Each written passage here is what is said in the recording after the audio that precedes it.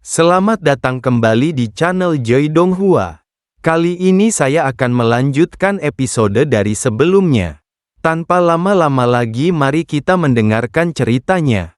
Bab 39, ambil inisiatif. Taoist Deadwood tiba-tiba muncul, dan tanpa memberi Ling Feiyu waktu untuk bereaksi, dia langsung bertanya apakah dia mengenal Ling Guang dari Kabupaten Linfeng. Ling Guang adalah ayah dari Ling Feiyu. Yun Hao mengetahui hal ini. Ling Feiyu tertegun sejenak ketika nama almarhum ayahnya tiba-tiba disebutkan, dan kemudian dia segera menggelengkan kepalanya dan berkata, "Aku belum pernah mendengarnya." Mata Taoist kayu mati menjadi suram, dan dia berkata sambil tersenyum, "Ling Guang dari Kabupaten Linfeng, dia adalah teman lama lelaki tua itu. Tetapi sangat disayangkan bahwa semua keluarga meninggal secara tragis di tahun-tahun awal. Orang tua itu mendengar bahwa dia memiliki seorang putri, dan hari ini saya melihat bahwa Anda sangat mirip dengan Ling Guang itu, dan dia secara keliru mengira bahwa itu adalah lelaki tua itu." Ling Feiyu sudah mendapatkan kembali ketenangannya. Taoist Deadwood mengakui kesalahannya. Dalam benak Yun Hao, pikirannya berubah. Taoist kayu mati. Ini, kotanya sangat dalam. Hanya penampilan Ling Feiyu barusan, pasti akan sulit untuk lepas dari pengamatannya. Pada saat ini, manusia Dao kayu mati pasti telah menentukan bahwa Ling Feiyu adalah putri Ling Guang. Bagaimana memutuskan masalah ini? Yun Hao harus berkomunikasi dengan ayahnya terlebih dahulu. Lagi pula, dia sama sekali tidak jelas tentang cerita di dalam pemusnahan keluarga Ling. Yun Hao memandang Taoist Deadwood dan berkata, "Taoist Deadwood, ayahku sedang berpesta dengan Tuan Su Yindan. Jika kamu tidak menyukainya, mengapa kamu tidak pergi dan duduk bersama?" Sebuah cibiran muncul di wajah tua Taoist Deadwood. "Kalau begitu tidak perlu. Jika Anda memiliki kesempatan di masa depan, Anda akan datang ke aula seni bela diri pedang gila Anda sebagai tamu. Katakanlah." Taoist Deadwood berbalik dan pergi. Yun Hao meraih tangan Ling Feiyu dan berkata dengan tenang, "Ayo pergi, cari ayahku dulu." Yun Hao dan Ling Feiyu datang ke ruang makan. Makanan dan minumannya baru saja disiapkan, dan bau makanan panasnya harum. Yun Tiankuo dan Su Yin jelas telah minum 2 gelas, dan keduanya berkomunikasi dengan sangat gembira. "Hao Feiyu, kenapa kamu tidak cepat duduk?" Yun Tiankuo mendesak. Ling Feiyu tampak terganggu dan linglung, jelas tidak berpikir, bagaimana dia masih ingin makan. "Yun Hao, ayah, ada sesuatu yang ingin saya diskusikan dengan Anda." Yun Tiankuo, bocah bau, aku benar-benar tidak mengerti aturannya sama sekali. Mari kita bicarakan setelah makan, jangan menghina Su dan Si. Yun Hao memandang Su Yin. Su Yin mengerti, segera bangkit, dan berkata, "Master Pavilion Awan, saya tiba-tiba teringat bahwa masih ada hal-hal penting yang harus ditangani di gedung Baodan. Tetapi saya tidak bisa menunda. Saya mengerti kebaikan Master Pavilion Awan hari ini. Tapi maaf, saya harus kembali dengan tergesa-gesa." Untuk menyenangkan Yun Hao, apakah itu mudah? Terakhir kali dia datang, Yun Tiankuo meninggalkannya untuk makan malam.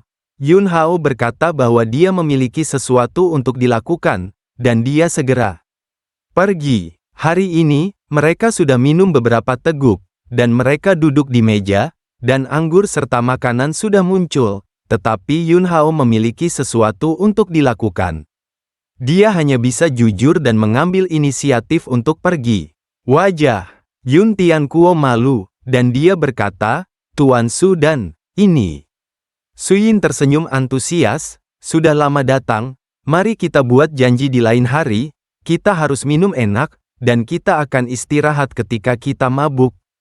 "Tunggu." Su Yin pergi. Yun Tian membuat wajah lebar dan memelototi Yun Hao. "Bocah bau, aku benar-benar tidak mengerti aturannya sama sekali." Meskipun dia menggunakan nada memarahi, dia tidak terlihat marah sama sekali. Lagi pula, bayi laki-laki itu, dia hanya mendapatkan wajah yang cukup untuknya. "Yun Hao, ayah, katakan di tempat lain." Ekspresi Yun Tiankuo membeku, menyadari bahwa masalahnya mungkin lebih serius. Dan kemudian melihat ekspresi salah Ling Feiyu, dia segera berkata, "Ikuti aku." Dan kemudian, mereka bertiga memasuki ruang rahasia di aula seni bela diri pedang liar. Yun Hao tidak berputar-putar, dia langsung ke intinya dan memberitahunya tentang orang-orang Dao kayu mati. Wajah Yun Tianquo berubah drastis, dan dia berkata dengan kesal, salahkan aku, memberi Yun Haiseng pelajaran, aku sangat senang sehingga tiba-tiba aku melupakannya. Ketika Taois kayu mati pertama kali tiba, dia bertanya tentang latar belakang Feiyu dan menyebutkan Kabupaten Linfeng. Jika saya mengingatkan hujan tepat waktu, hujan akan disiapkan. Dia menyalahkan dirinya sendiri yang berlebihan.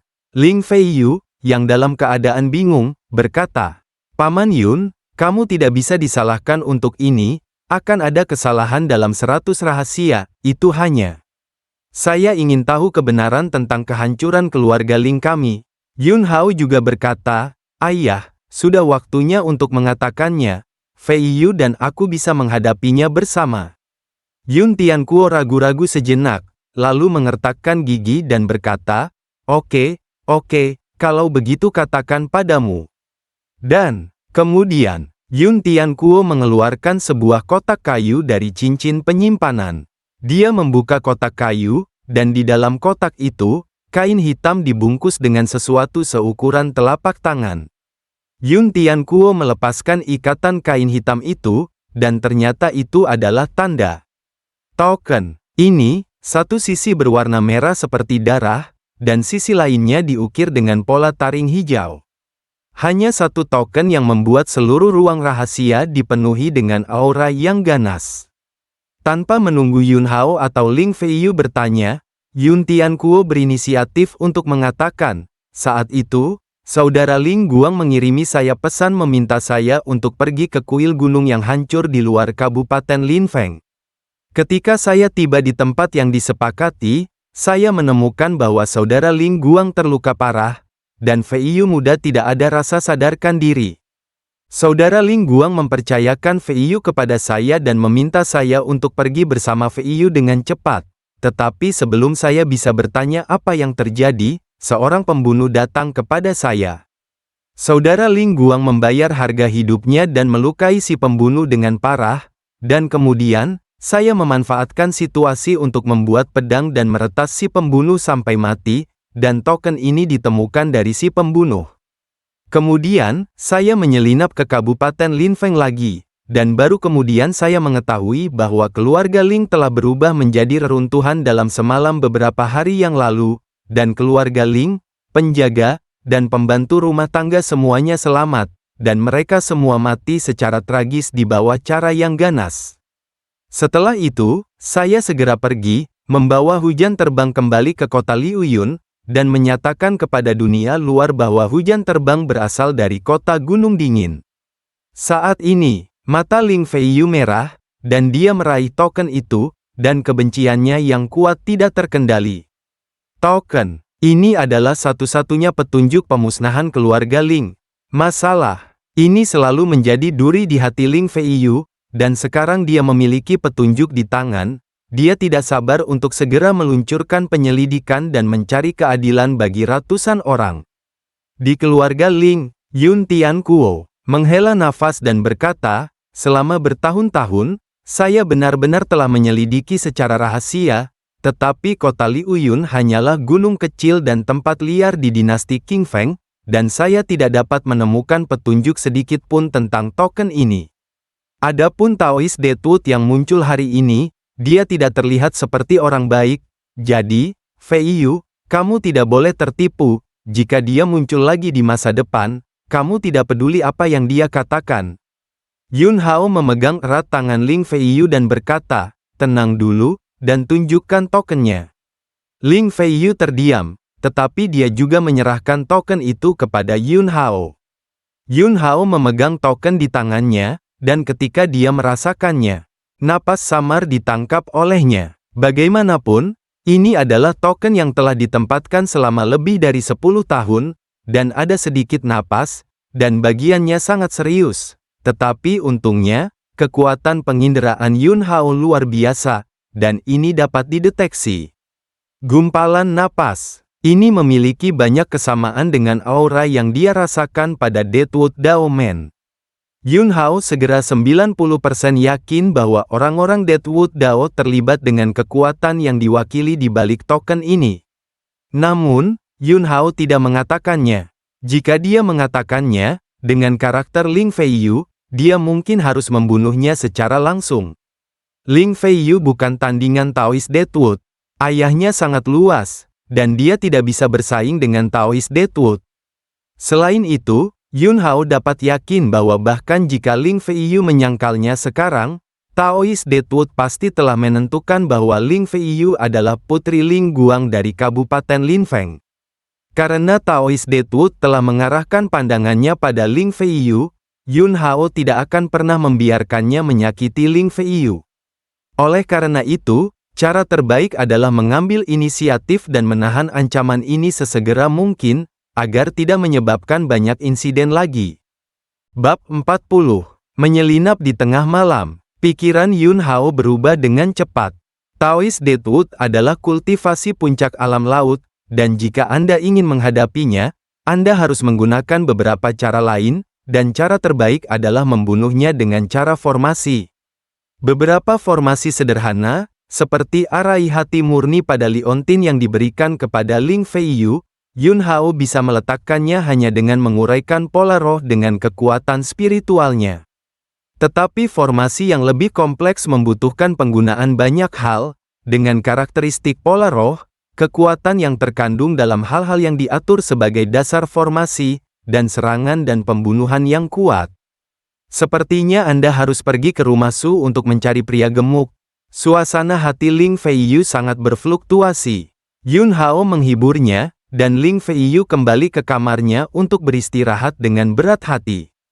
Kemudian, Yun Tiankuo menemukan Yun Hao lagi dan menyuruhnya untuk merawat Ling Feiyu dengan baik, pastikan untuk mengawasinya, dan jangan biarkan Ling Feiyu mengambil inisiatif untuk menghubungi orang-orang Deadwood Dao. Yun Hao juga menyarankan, "Ayah, kamu harus berhati-hati." Karakter ayah, dia tahu. Jelas. Ada masalah dengan Taois Deadwood, dan ayah saya pasti akan pergi untuk menyelidiki. Yun Tiankuo, aku sedang melakukan sesuatu. Aku tidak perlu mengkhawatirkanmu.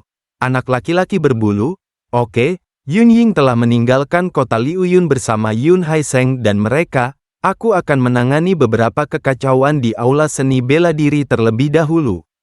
Cloud, Shadow hilang. Ketika dia pergi, dia memiliki wajah suram selama seluruh proses. Yun Haiseng dan Yun Feng, ayah dan anak berada di kereta yang sama. Yun Feng kehilangan lengan kanannya, ekspresinya sedih, dan dia masih tenggelam dalam pukulan besar. Yun Haiseng sadar, tetapi dia berbaring, dia tidak bisa bergerak, seluruh tubuhnya, saya tidak tahu berapa banyak tulang yang patah, dan organ dalamnya rusak parah. Kemudian, kereta berhenti, tirai terbuka, dan awan masuk. Mereka bertiga meringkuk di dalam, terlihat sangat tertekan. Yun Haiseng berteriak lemah, "3. Paman ketiga, Anda harus membuat keputusan untuk saya, Anda harus menghancurkan Yun Tiankuo dan Yun Hao berkeping-keping." Saat dia berbicara, air mata yang tak terbantahkan telah mengalir dari sudut matanya. Hei Yun Haiseng, tidak peduli bagaimana dia mengatakannya, juga dari keluarga utama, tetapi dia dipukuli oleh Yun Tiankuo di depan semua orang. Putranya juga dipotong oleh Yun Hao, dan keinginannya tertekan. "Diam!" Yun Ying berteriak dengan marah, dan kemudian menghela nafas lagi, "Tugas ini dihancurkan. Setelah kamu kembali, tunggu saja hukumannya."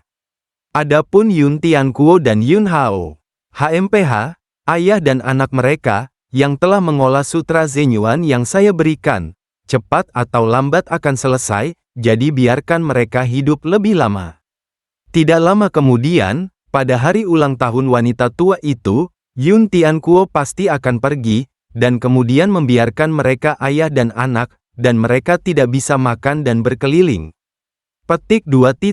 Keluarga Su, wajah pria gendut. Itu penuh dengan cahaya merah, dan dia bersandar dengan nyaman di kursi malas, menepuk perutnya dengan kedua tangan. Tuan Muda Yun dari Paviliun Seni Bela Diri Pedang Gila ada di sini. Tiba-tiba, seseorang bergegas dan berteriak. Pria gendut itu tiba-tiba gelisah, cepat, tolong. Sesaat kemudian, Saudara Yun, saya baru saja mendengar bahwa Anda kuat hari ini, dan tubuh harimau itu terkejut, dan saya takut kentut Yun Feng buang air kecil.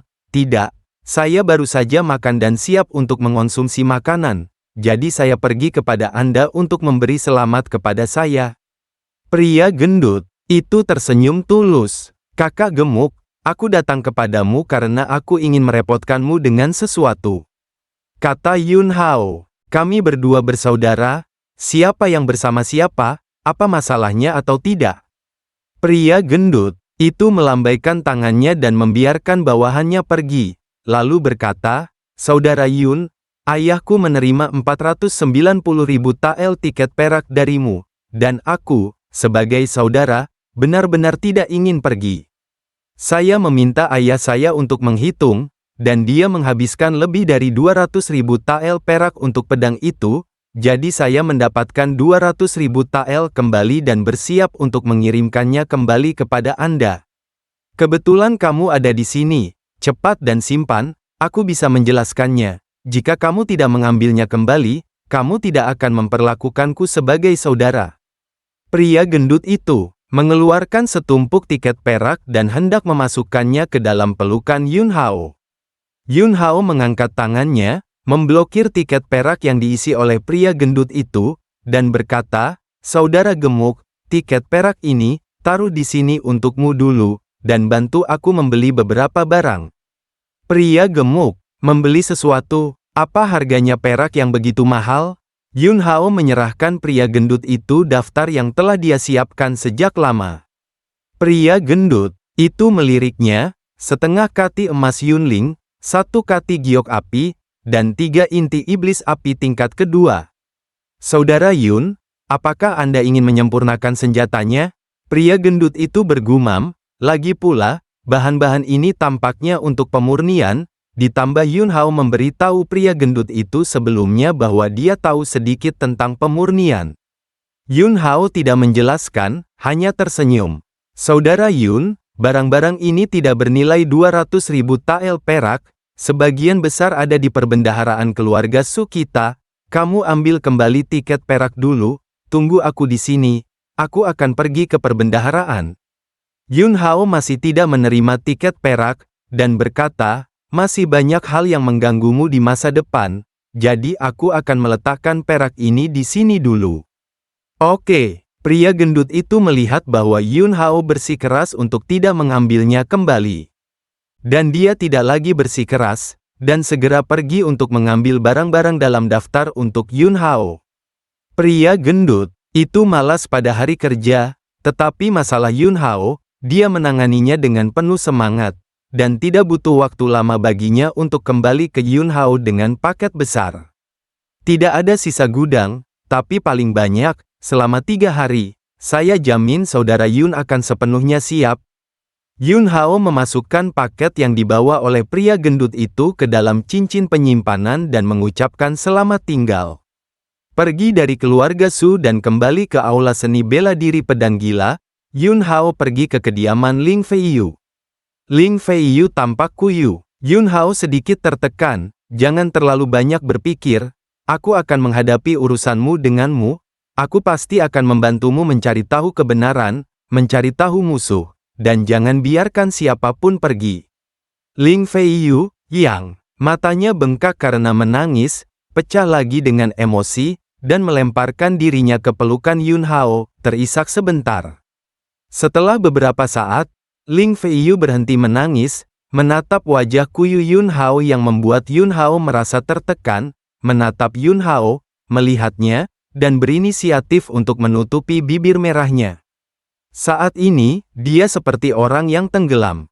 Yun Hao adalah satu-satunya sedotan yang bisa memberinya rasa aman. Menghadapi panas Ling Feiyu yang tiba-tiba, Yun Hao menanggapi dengan lembut.